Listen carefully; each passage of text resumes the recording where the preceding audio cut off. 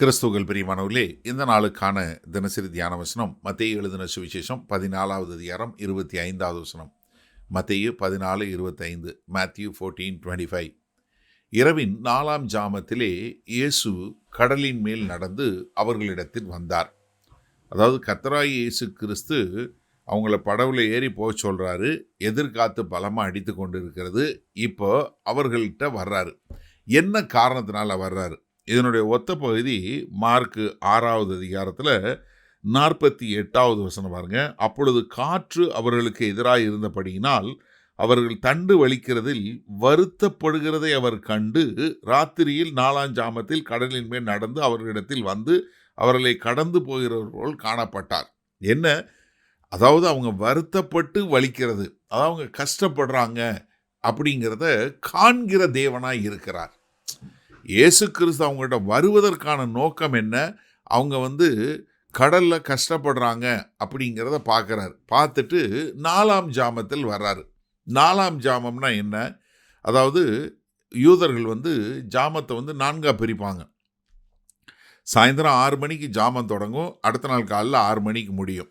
6லிருந்து 9 மணி வரைக்கும் 1ஆம் ஜாமம், இரவு 9லிருந்து 12 மணி வரைக்கும் 2ஆம் ஜாமம், 12 மணியிலிருந்து 3 வரைக்கும் 3ஆம் ஜாமம். 4ஆம் ஜாமம் என்பது அதிகாலை 3 மணியிலிருந்து 6 மணி வரை உள்ள காலம். இதுதான் இருக்கிறதுலே ரொம்ப கொடிய, அதாவது ரொம்ப ஒரு பலவீனமாக மக்கள் பலவீனப்படக்கூடிய ஒரு காலகட்டம். இந்த காலகட்டத்தில் தான் ஆண்டவர் அவங்கக்கிட்ட வர்றாரு. இப்போ இயேசு எப்படி வர்றாரு? கடலின் மேல் நடந்து வருகிறார். அதாவது இயற்கைக்கு மேற்பட்ட காரியங்களுக்கும் நான் தான் அதிபதி என்று சொல்லும் விதமாக இவங்க அதில் பயந்துட்டு உட்காந்துருக்கிறாங்க.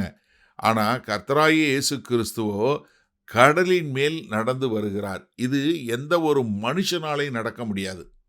இது எதை காட்டுகிறது? Jesus is a sovereign God. அவர் ஏக சக்கராதிபதி.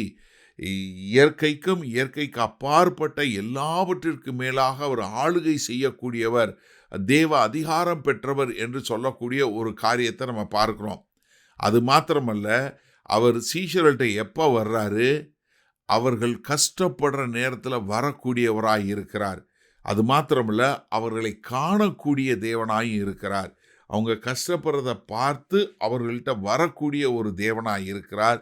அது மாத்திரமல்ல, அவர் அவர்களை விடுதலை செய்யக்கூடிய ஒரு தேவனாயும் இருக்கிறார். அப்போ நீங்கள் பாருங்கள், விடிய போகிறதற்கு முன்பாக இருக்கக்கூடிய ஒரு கடினமான ஒரு சூழ்நிலை. அவங்க அவ்வளவுதான், எல்லாம் முடிந்து போயிற்று என்று நினைக்கக்கூடிய ஒரு காலகட்டத்தில் கர்த்தர் அங்கே வர்றார். அப்படின்னா என்ன அர்த்தம்? எங்கே மனிதனுடைய பலம் பலவீனமாய் மாறுகிறதோ அங்கு தேவனுடைய பலம் வெளிப்படக்கூடிய ஒரு காரியம். சரி, இந்த நாளில் இந்த வசனத்தை நம்ம எப்படி எடுத்துக்கொள்வது? முதல்ல என்னென்னா, நம்ம தெளிவாக தெரிஞ்சுக்கொள்ளணும், நம்மை காண்கிற தேவன், நாம் ஆராதிக்கிற தேவன் யாரு? நம்மை காண்கிற தேவன். அவர் நம்முடைய பாடுகளை, நம்முடைய போராட்டங்களை, நம்முடைய எல்லாவற்றையும் அவர் காணக்கூடியவராய் இருக்கிறார். அது காணக்கூடியவராய் இருக்கிறதுனால தான் நீங்கள் என்ன பாடுகளுக்கு மத்தியில் போனாலும் சரி, என்ன போராட்டங்களுக்கு மத்தியில் போனாலும் அவர் உங்களை காண்கிறவராய் இருக்கிறார். காண்கிறது மாத்திரம் இல்லை, இப்போ நம்மளும் பார்க்குறோம், நிறைய அநீதியை பார்க்குறோம், நிறைய போராட்டங்களை பார்க்குறோம், பசியில் இருக்கிறவங்கள பார்க்குறோம். ஆனால் நம்ம நிறைய நேரங்களில் உதவி செய்ய முடியாத மக்களாக இருக்கிறோம். ஆனால் கர்த்தராகிய இயேசு கிறிஸ்து அப்படி இல்லை. அவர் என்ன? அவர்கள் மத்தியில் வர்றாரு. எப்படி வர்றாரு? அவர் தான் தேவன் என்பதை காட்டும் விதமாக அவர் கடலின் மேல் நடந்து வரக்கூடிய ஒரு காரியத்தை நம்ம பார்க்கிறோம். அது எதை காட்டுது?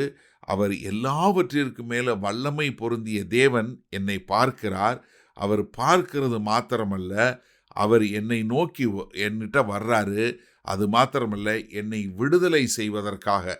அப்போ எனக்கு எந்த நேரத்தில் வர்றாரு?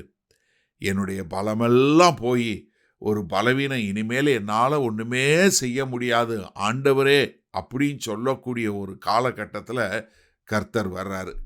எனக்கு அருமையான சகோதரனே, சகோதரியே, நீங்கள் ஒருவேளை நீங்கள் நினச்சிட்டு இருக்கலாம், எனக்கு இப்போ என்னால் முடியாத நிலைமையில் இருக்கிறேன், எனக்கு ஒன்றுமே வழி இல்லை, எனக்கு ஆறுதலே இல்லை, எனக்கு எப்போ கல்யாணம் நடக்க போகுது, எனக்கு எப்போ பிள்ளை பிறக்க போகுது, எனக்கு எப்போ இது வரப்போகுது, எனக்கு எப்போ வரப்போகுதுன்னு என்று ஏதாவது ஒரு காரியத்தை குறித்து நீங்கள் கலங்கி போயிருக்கவங்களா இருந்தால், நான் ஒரு காரியம் உங்களுக்கு சொல்லுவேன். Just simply trust God's timing.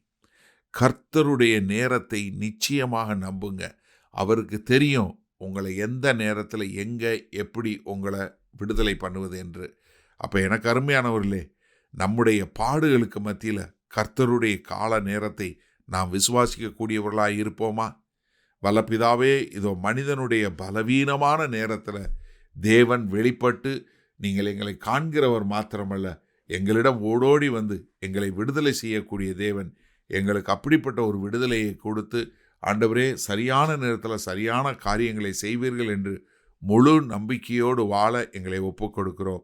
இயேசு கிறிஸ்துவின் மூலம் பிதாவே, ஆமேன். கர்த்தர் உங்களை ஆசீர்வதிப்பாராக. நாம் இன்று மாலை மண்ணால் சந்திப்போம்.